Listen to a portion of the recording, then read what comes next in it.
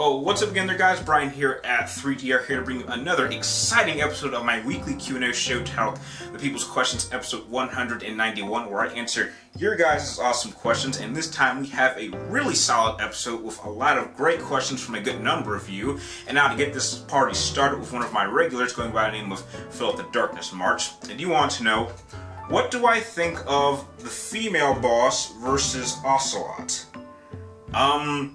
Philip, I'm not sure if you know this, but there is no such thing as the female boss. It's just the boss, and the boss just so happens to be Ocelot's mother. Spoiler alert. So, yeah, I think it's highly unlikely that Ocelot would be able to beat his mom. So, of course, the boss would win. The next question is the Kingdom Hearts game one of my favorite games? Yeah, I would say it's definitely one of my all-time favorite games from the PlayStation 2 era. And it's actually one of the games that I was actually quite proud to pick it up from PlayStation 3 with the remastering. I mean, you can't go wrong with someone like me that mixes classic Disney, which is probably my favorite era in all of Disney history, with Final Fantasy characters. So, you know, it's a win-win scenario for me.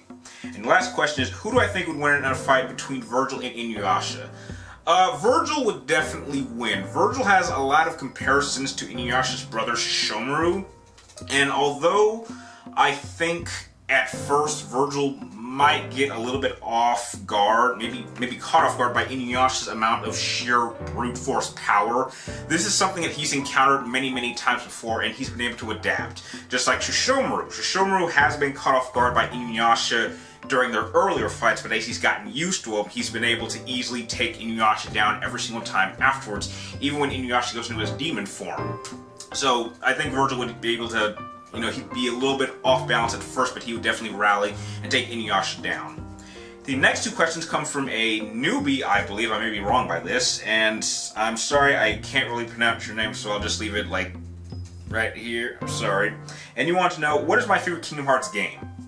This is a little bit hard because it's always been a dead tie between Kingdom Hearts 1 and 2 for specific reasons. The way I've always viewed Kingdom Hearts 1 and 2 is that the story to Kingdom Hearts 1 is a lot shorter, but the gameplay draws the game out longer than you would think, as opposed to 2 where the story is a lot longer and much more complex, but the gameplay was so fast that you could fly through worlds in like 20 minutes. So I think it's a perfect balance between the two. However, I think that 1 is a little bit more simple, being probably the first in the installment, and then it gets a little bit more complicated and harder to follow as you go through the franchise. So at this point, I would probably put them as dead even tie for me. Your last question is, what is my favorite Bond movie? GoldenEye, hands down. That was the first James Bond movie I ever saw, and it's, you know, also parallel to one of the greatest first-person shooter games ever made on the N64, GoldenEye the game. So that's why it still holds up as being my all-time favorite James Bond movie. The next two questions come from Zyborg136, and you want to know, what is the worst game I've played on either the current gen system or the last gen consoles? Final Fantasy 13. I've been talking about this since my channel started. This was a game that was so bad it made me really consider wanting to quit being a gamer because I was so disappointed, because I knew this game was going to be bad, but I underestimated how bad it was, and it ended up being far worse than anything I could have possibly imagined, so that's why.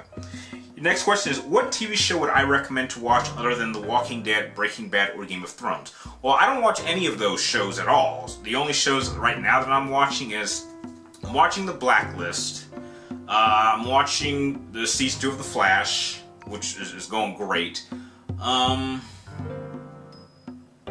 That's about it. I'm not sure if I'm going to get into Arrow again. And I'm avoiding Gotham like the plague, so yeah, as far as shows that I watch I would recommend The Flash Season 2 and The Blacklist. The next two questions come from Jensen10 Uncle, and you want to know, is Destiny worth the single player? Is it worth it? I mean, I do spend a lot of time playing it by myself. I would say, yeah, it's worth playing by yourself with a single player. It's definitely a lot more challenging, but it's much better to play with friends. The way I see Destiny at this point is, Destiny for me is the perfect filler game, in which a filler game is pretty much a game that you play in between waiting for the next game, which I believe at this point will be Just Dance, which should have arrived by the time this video is up. and then after that will be a couple more games. So like every time I'm done with a current game, I'll go back to Destiny, play it for a little bit, just waiting for the next game. Your next question is, do I expect Sony to announce anything at the Paris Game Show this week, or whenever you answer this question? I don't think they need to announce anything. I think E3 took care of it. We got a lot of major announcements from Sony. So I think maybe to clear up a couple things, maybe give official announcements, official release game announcements. But other than that, I really don't expect them to announce anything too extraordinary. The next question comes from Angel of Death, and you want to know what would I consider to be the 3 worst superhero films that I've seen. Oh, that's an easy one. Number 1, Fantastic Four that came out this year. Number 2, Iron Man 3, and number 3 would be Catwoman, which, why Halle? I mean, Halle Berry may not be the greatest Storm, but I thought you were passable. Why the hell did you want to do Catwoman? This shocks me. The next 2 questions come from Henry Rashish, and you want to know, what is my favorite Legend of Zelda game? Link to the Past, hands down. From what I know, most people usually pick A Link to the Past or Ocarina of Time. I have not really encountered too many people that have picked one that is outside of those 2 games. The next question is, when do I think the NX, or the next Nintendo console, will come out in 2016? I don't know when it'll come out. I personally don't care. I'm not really a Nintendo person. I think I've grown up from that. So I don't care when the next Nintendo console is coming out, because I'm not going to play it. The next 3 questions come from William Lowry, and you want to know, what are my reasons for why I don't like horror movies? I don't like horror movies because horror only works if you can create suspense or if you can scare the audience. Now, when it comes to horror, I know for a fact that I'm perfectly safe. I know that it's a movie, and if most horror movies don't have characters that I really care about. So if you can't give me characters to care about, how should I care about if a person gets killed? I mean, sure, the occasional jump scare will catch me off guard sometimes, but sometimes that's expected because all it is a sudden increase in sound. And heck, you can do that anywhere. I mean, heck, if you're just walking by and a stereo system blast you with music, that's gonna throw you off guard. So that's really a cheap scare. So it's basically, it comes down to, most horror movies are put in atmospheres that I know is pretty cliche, usually have killers which aren't very interesting, and you are filling your movies with characters that you don't really care about. So that's why horror never seems to work with me. I would take a generic action movie, which is more of an adrenaline rush, or it's something I feel very comfortable with, than horror that's trying to do something that I don't generally experience in my real life. I don't really get scared at all, but I do like adrenaline rushes. That's why action always works for me, not horror. The next question is, which profession in gaming journalism site do I want to see myself working with, or do I want to stay independent?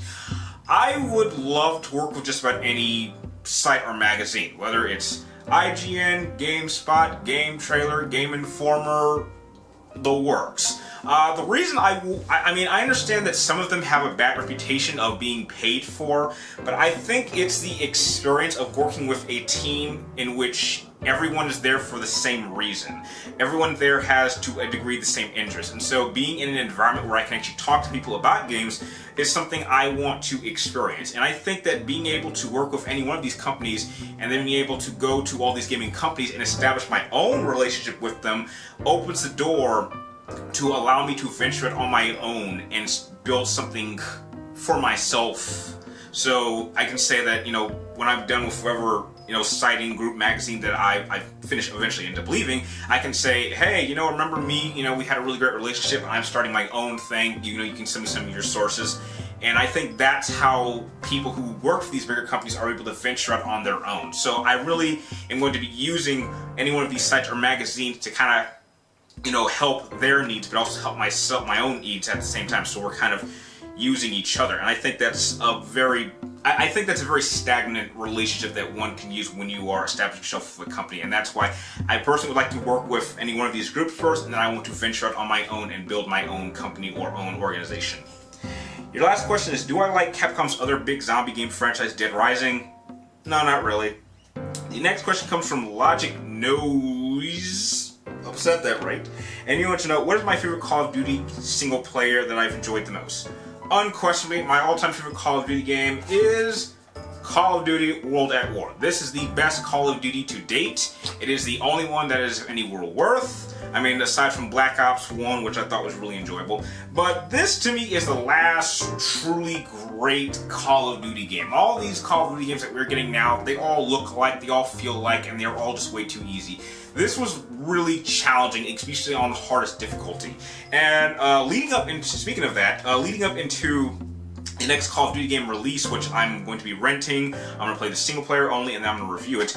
I've been thinking about doing actually a quick Let's Play series for this, just to kind of get back into the zone. But I'm not sure if this is something you guys would actually like to see me play, so please let me know in the comments if you actually want me to do a kind of Let's Play series for Call of Duty World at War. If you don't, it's not a big problem, I'll just play it by myself, but this is something I'm really interested in doing. So, Call of Duty World at War is by far my favorite Call of Duty game of all time.